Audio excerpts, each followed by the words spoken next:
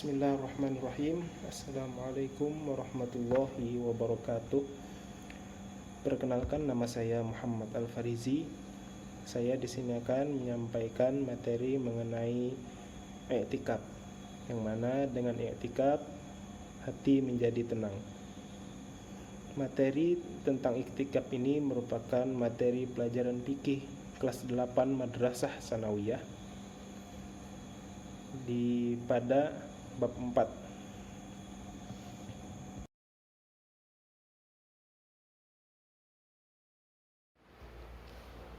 Baik, kita lanjut ke apa itu i'tikaf.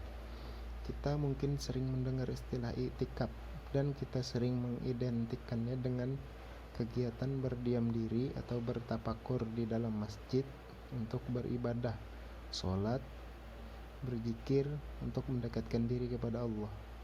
Dapat kita lihat dari dua gambar tersebut terdapat gambar sekelompok orang yang mengaji dan ada orang yang sholat. Jadi dua gambar tersebut merupakan contoh utama daripada pelaksanaan i'tikaf.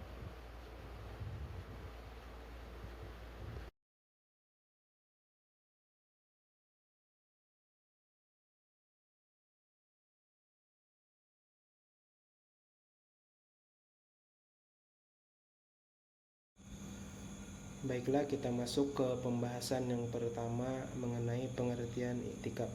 Jadi istilah i'tikaf itu berasal dari bahasa Arab yang merupakan bentuk masdar dari kata i'tikafa, ya'takifu, i'tikafan, yang berarti tinggal, menetap, atau berdiam diri di suatu tempat. Dalam arti i'tikaf ini berdiam dirinya di masjid. Sedangkan menurut istilah, i'tikaf adalah berdiam diri di dalam masjid untuk beribadah kepada Allah yang dilakukan oleh orang tertentu dengan cara tertentu. Adapun Allah Subhanahu wa taala berfirman dalam Al-Qur'an mengenai i'tikaf ini, Bismillahirrahmanirrahim.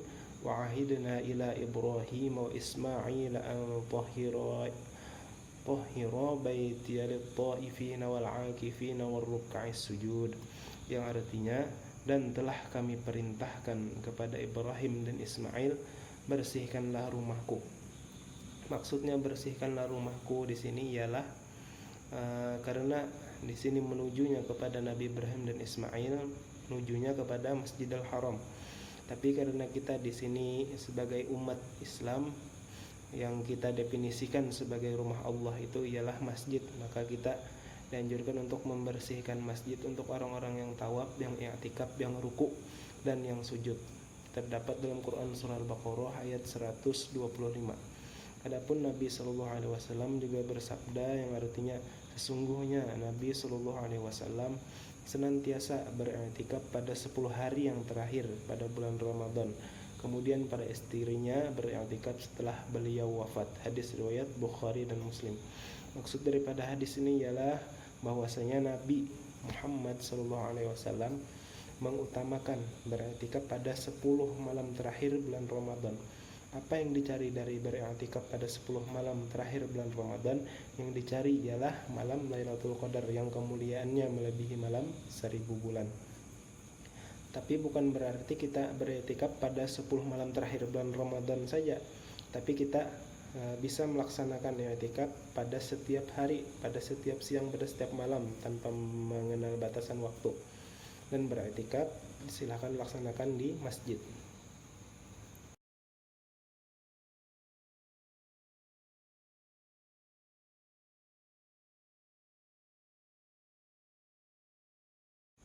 Baik, kita masuk ke pembahasan yang kedua mengenai hukum i'tikaf.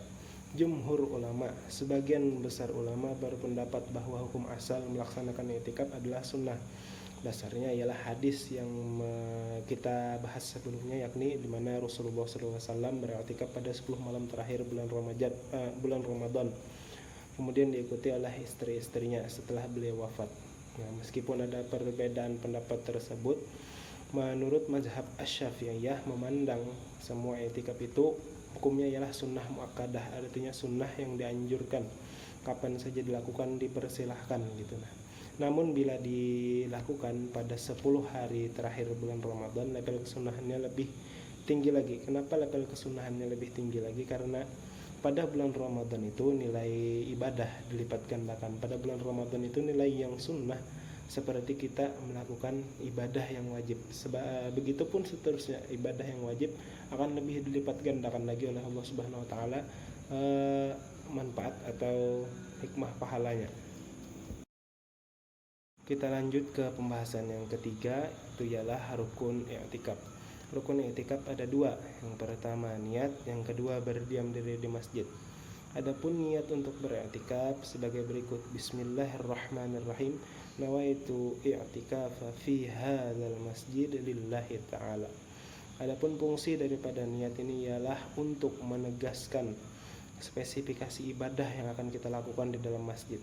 Apakah kita di dalam masjid ini untuk beribadah atau mendekatkan diri kepada Allah, atau kita hanya ingin melakukan berbincang-bincang saja kepada orang yang ada di dalam masjid. Nah, daripada kita berbincang-bincang yang sia-sia ini tadi, kan lebih baik kita beribadah kepada Allah di dalam masjid dengan niat i'tikaf kepada Allah Subhanahu wa taala, dengan niat mendekatkan diri kepada Allah Subhanahu wa taala.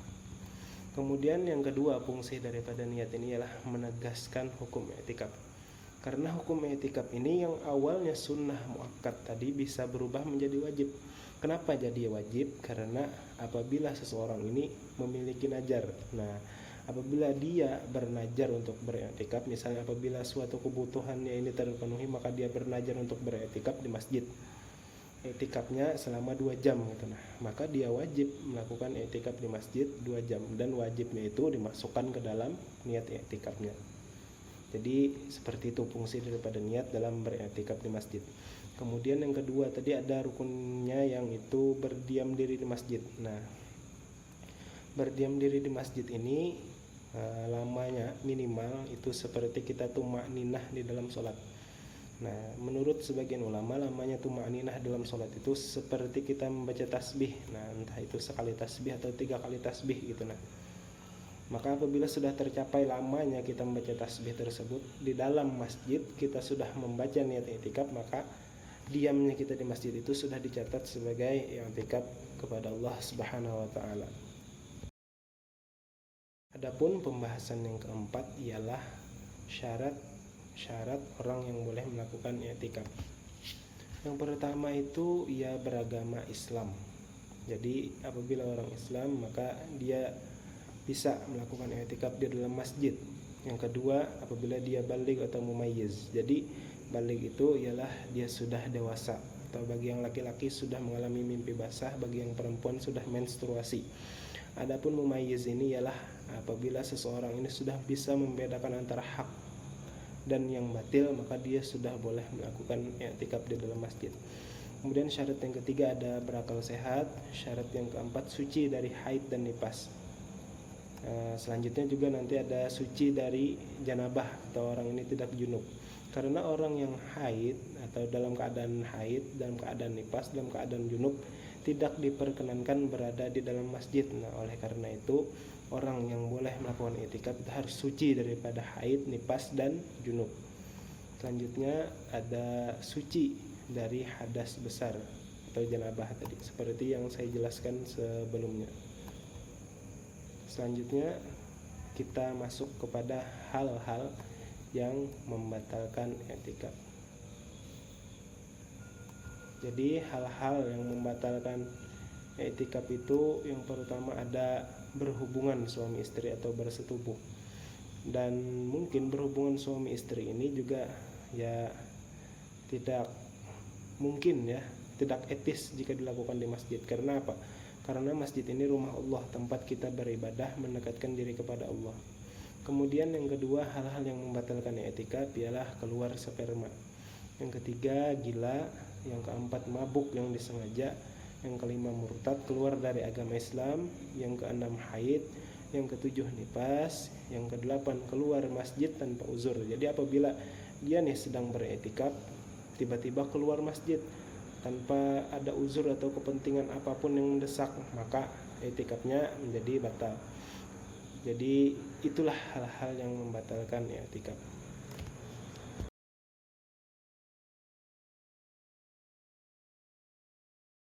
Kita masuk ke pembahasan yang keenam. Jadi pembahasan yang keenam ini membahas hal-hal yang diperbolehkan ketika kita melakukan i'tikaf. Jadi apa saja hal-hal yang diperbolehkan ketika kita melakukan i'tikaf? Yang pertama, keluar masjid untuk keperluan yang tidak bisa ditunda. Misalnya kita nih kebelet buang hajat atau buang air, maka boleh i'tikafnya tetap dilanjutkan setelah itu. Tapi lebih baiknya kita memperbarui niat, karena apa susahnya gitu nah kita memperbarui niat kita ketika kita ingin beriktikaf di dalam masjid. Kemudian yang kedua, menyisir rambut dan merapikan. Jadi menyisir rambut boleh gitu nah ketika kita melakukan iktikaf. Kemudian membawa kasur dan perlengkapan lainnya ke masjid. Nah, karena itu kan ada sebagian jemaah tabligh tuh yang ke masjid, menginap di masjid. Nah, jadi dia membawa kasur dengan niat iktikaf kepada Allah, dipersilahkan. Tapi tidak diperkenankan apabila dia tidur di atas sajadah, karena takutnya ketika dia tidur dia mengeluarkan hadas besar gitu, nah nanti mengotori sajadah yang dipakai untuk sholat. Sedangkan untuk membersihkan sajadah ini kan sangat sulit gitu, nah makanya apabila dia mau kasur ke masjid dipersilahkan gitu. Nah, kemudian yang keempat ada makan dan minum. Makan dan minum boleh dalam masjid asalkan tidak mengotori masjid. Dan yang kelima atau yang terakhir itu kita menerima tamu di masjid kemudian mengantarkannya sampai ke pintu masjid, maka hal ini diperbolehkan apabila kita melakukan i'tikaf di masjid.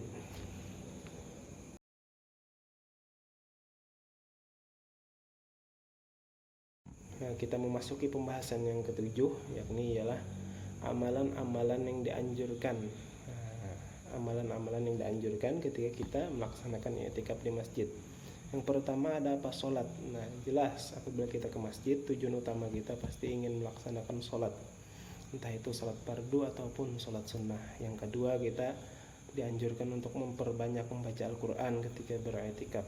Yang ketiga, kita dianjurkan untuk memperbanyak berzikir. Nah, yang keempat, kita memperbanyak bersolawat. Yang kelima, mengurangi hubungan dengan orang banyak. Jadi maksud mengurangi hubungan ini bukan berarti kita antisosial, tapi ketika kita i'tikaf, kita dianjurkan untuk menghindari perbuatan yang sia-sia. Maksudnya sia-sia itu, ini kita niat untuk beriktikaf artinya kita berniat untuk beribadah, maka kita fokuskan saja untuk beribadah ketika kita melaksanakan i'tikaf di masjid itu. Jangan berpikiran untuk melakukan hal-hal yang sia-sia seperti bercakap-cakap kepada orang lain misalnya gitu. Lebih baik beribadah, berzikir, berselawat, membaca Al-Quran.